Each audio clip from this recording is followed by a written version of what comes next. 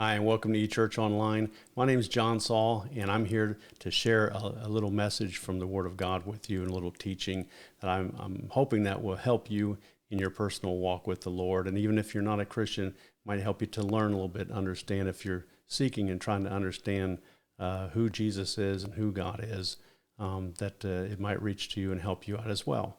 And so we're going to be talking today about something I think is very important, but it's not a real deep lesson, but something that we need to be aware of. And that is, how does the devil attack us? What is he doing? What is his strategy? So if we understand what his strategy is, then that would help us to see it when it comes at us and to know how to come against it. And so we can stand against his attacks when he comes towards us. So we're going to dig into this here in just a second, right after this.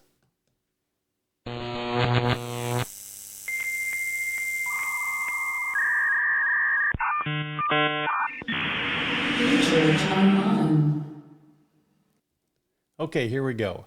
We're going to look in the scriptures here in Genesis chapter 3, and we're going to start with the very beginning, because when the devil came and he first tried to attack man, we see that story in Genesis chapter 3 when he came to Eve. Adam and Eve were the first man and woman created, and so he came to Eve to see what he could do to deceive her. And so we're going to look at this story here and try to break it down a little bit, try to keep it simple. But we need to understand, too, that when God created Adam, he talked to Adam and he gave the rules to Adam. Adam was the one in charge. And he said, this is your world. You're in charge of it. You rule it. And it's yours. Now, there's the one rule: don't eat of that tree. And he gave him that one command. That one tree in the garden, this one that you're not supposed to touch.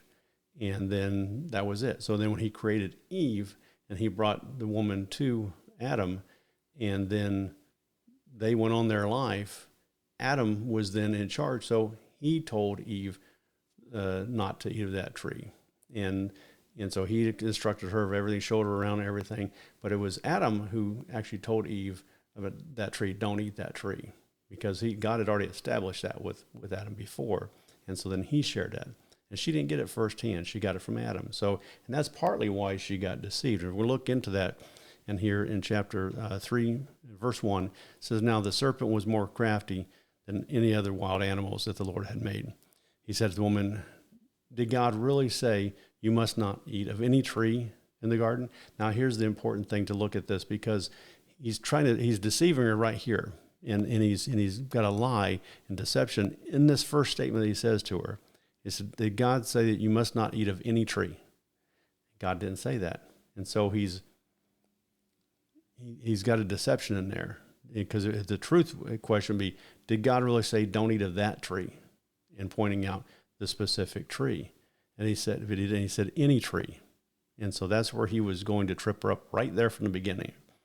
And it says here in verse 2, the woman said to the serpent, we may eat fruit from the trees in the garden, but God did say you must not eat fruit from the tree that is in the middle of the garden, and you must not touch it or you will die. And here's where she really messed up, because God didn't say you can't touch it. He just said you can't eat of it. And so if she added that in, that was the slip up, that she didn't fully understand what was going on. And so her ignorance opened the door for her being confused about everything. And so that shares with us why we must really study the Word of God, really know what it is, so that we know when the question comes up, did God say this or that? Does the Bible say this or that? How we're supposed to respond to this or that? Then we know. Because when we don't know, that's an open door for the enemy to come in and attack us. And so when Eve said that we're not supposed to eat of it or touch it or we'll die, that's where he had her. So he came right back immediately in verse 4 and said, you will not surely die. And then he went off on to even more.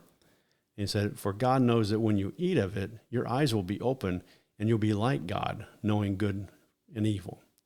And there's bits and pieces that are truth in there, and there's bits and pieces that are lies, and it's deception, how it's twisted. And so it did open your eyes. So that is true. It would be like God. No, you're not going to be like God. But knowing the good and evil, you would know the good and evil because you'd fall into sin. So there's more to it. It wasn't just the knowledge that you're going to gain something, but he presented something to them to telling her that she's not complete. She doesn't have all that she needs, that she could have and be more, but God's holding back from her. And so there was something to that. And so she was confused with it in that. So that's where the deception came in. And then she goes on to say that she looked and she saw that the fruit was good and pleasing for food and desirable for gaining wisdom. So she took it and she ate it. And then it says she gave some to her husband, who also ate it. And so in that, and then here comes Adam, where he should have stood strong with it, but he didn't. But when God had told him, if you eat of this tree, you will die. And then here comes Eve, and she goes, here's some of that fruit. I ate it, and I'm not dead. And so that's the deception on him, saying, wait a second, why isn't she dead? God said that if she ate it, or if we ate it, we would die, so she should be dead, but she's not. So that was the confusion on him, and which opened the door to going and doing what God said not to do, because it was a spiritual death. It wasn't the physical death. And so he ate it, and then both their eyes were open, and they realized that they were naked, and it goes on from there. And so what the whole point of this, and seeing what the purpose of the enemy, what Satan was doing, is he was coming after their thoughts and their beliefs, is what they knew into something. And he suggested to them something different than what they knew. He gave them ideas on things to saying, here's some more that you don't know of.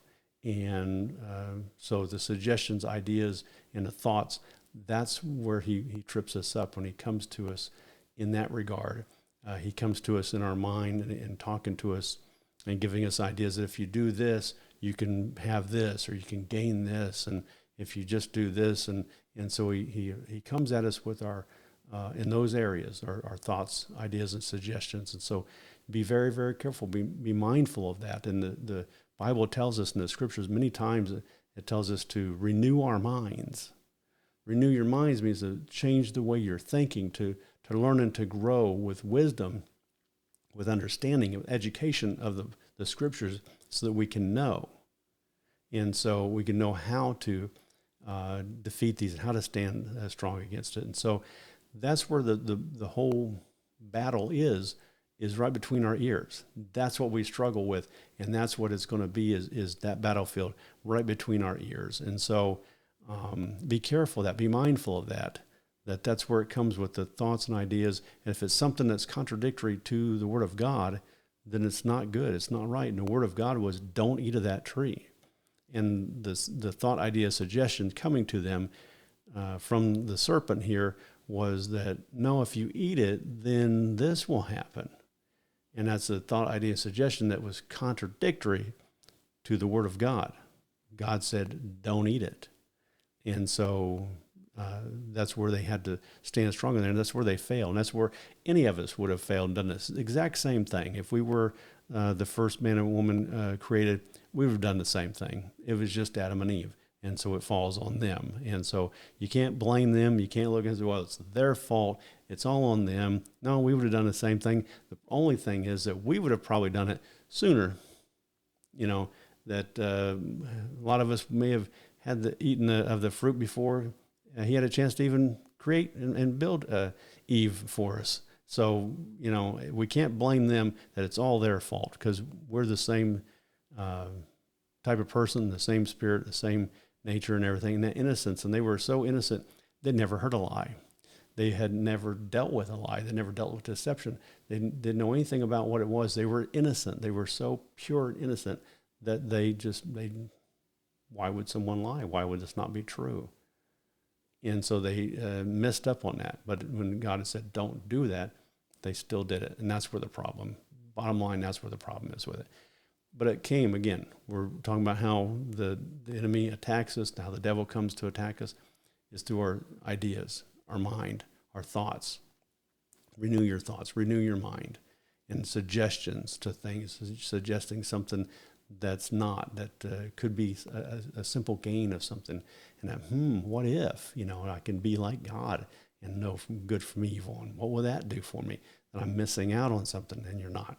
And so be very, very careful of that. But that's really what it is. That's a summary, real quick and short, to seeing how the devil comes at us is those areas. And everything that you deal with in life, you can take a look at it and see that, if it's in your work, your family, your personal life with friends or neighbors, or whatever it is, that's what it comes. And people who get into a lifestyle of sin, get into, getting snared up into something, starts with an idea and a thought and a suggestion.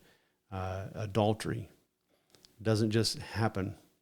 Boom, it just, hey, there it is. No, it starts with a thought.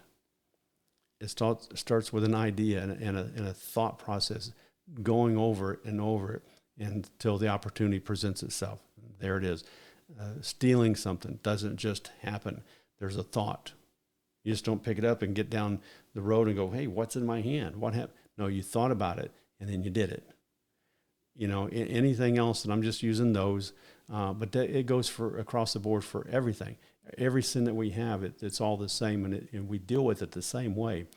That it's in our thoughts, in protecting our thoughts. And so look at that, renew your mind, get in the Word in your prayer. And so I'm going to come back and I want to do a follow-up video to this one. Okay, this one is how the devil attacks us. And I'm going to do a follow-up. You want to get on that one too. And it's how we resist the devil. And the Bible tells us, resist the devil and he'll flee from us. Okay, so how do we do that? So I'm just trying to keep these short, so I don't want to go too long, but I'm just going to wrap this one up and I'll come back with another one on that. So the link will be up here for you. But be sure and subscribe to get the videos as they come out, and hit that like button. That helps me out here to getting the videos in front of other people. And so, but stay in touch with us here and share these with your friends and family. I hope it has been a blessing to you, and that if you know someone you can share it with, share it out there. Maybe it'll bless them too. And so I appreciate you, and we'll see you next time. God bless.